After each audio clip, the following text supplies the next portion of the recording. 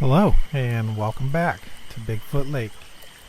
Tonight we look back at some, well, quite frankly, amazing accounts of discoveries that should have sent shockwaves through the scientific community. But something happened. Yet another potential cover-up of these reports. After hearing these reports and seeing the historical records of these amazing findings, you will have to decide for yourself. Are these reports of ancient giants with horned skulls actually truth? Yes, you heard that right. Horns. So, with that being said, and with our minds open to the possibilities, let's dive into tonight's mystery. Tales of horned creatures, they go back for centuries. Evidence of some of these beings has been found in Native American cave drawings. Chaco Canyon, for instance, in New Mexico, gives us a glimpse at this history. At first glance, these carved giant beings seem like many other drawings found. But take a closer look. See those horns? What inspired this drawing? What did they see? Now that we have a small glimpse, let's look at some more modern reports of these horned giants. On December 5th of 1862, the Journal Special Service in Knightstown, Indiana, printed this article. And it reads, "Giant bones unearthed. Horns on the skull of skeleton found in Indiana. Journal Special Services, Knightstown, Indiana, December 5th. Bones of a primitive giant have been unearthed by Alonzo Lewis, a farmer living near Sulphur Springs.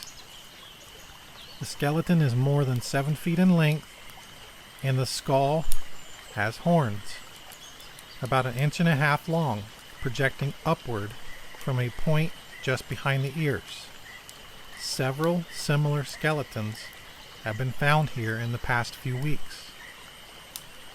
All the peculiar bones were found in a gravel pit on the Lewis farm." Perhaps this is just an anomaly, or perhaps it's even a hoax. So let's dive a bit deeper, see what else we can find. We fast forward a few years to April 28th of 1898. A report in the Hawking Sentinel of Toledo, Ohio.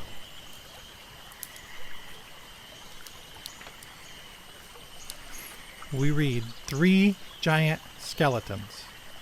Workmen in the employ of the Ferguson Construction Company excavating for the new Toledo and Ottawa Beach Railroad, a little beyond the city limits of Toledo, Ohio, unearthed 3 skeletons, evidently relics of some great race, as they were about 7 feet in length.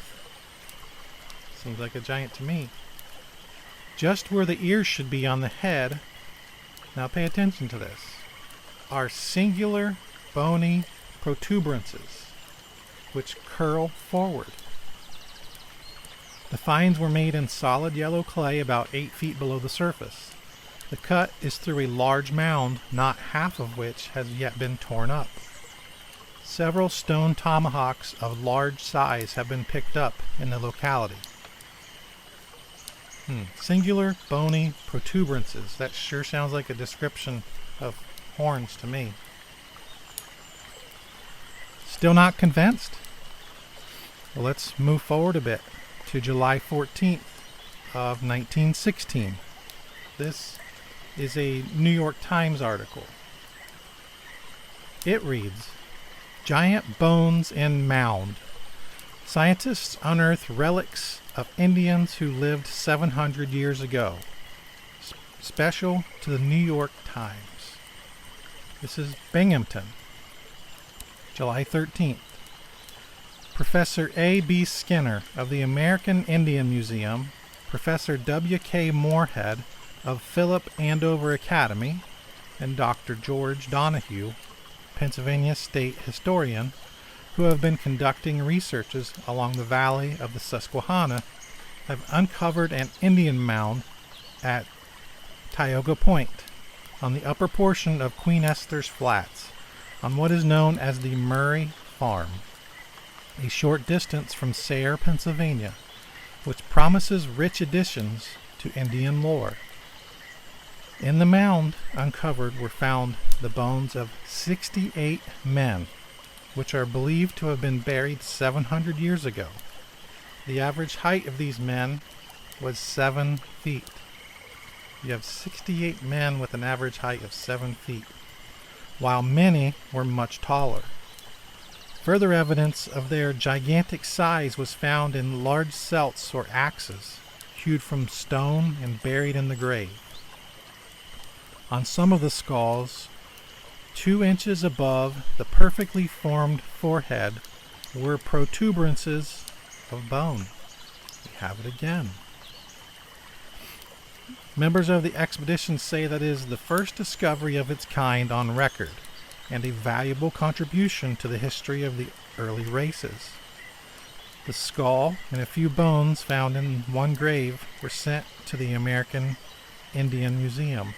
The New York Times, published July 14th of 1916. That sure sounds like a colony of horned giants with huge weapons and tools. All of these reports and so much time and effort has been put into discrediting these reports and many others. Undoubtedly, as you search for information on these reports, what you're going to end up coming across is more information to discredit them than you will to prove them. Again, it leads towards another cover-up. So, it brings up some questions. Why are these reports being covered up?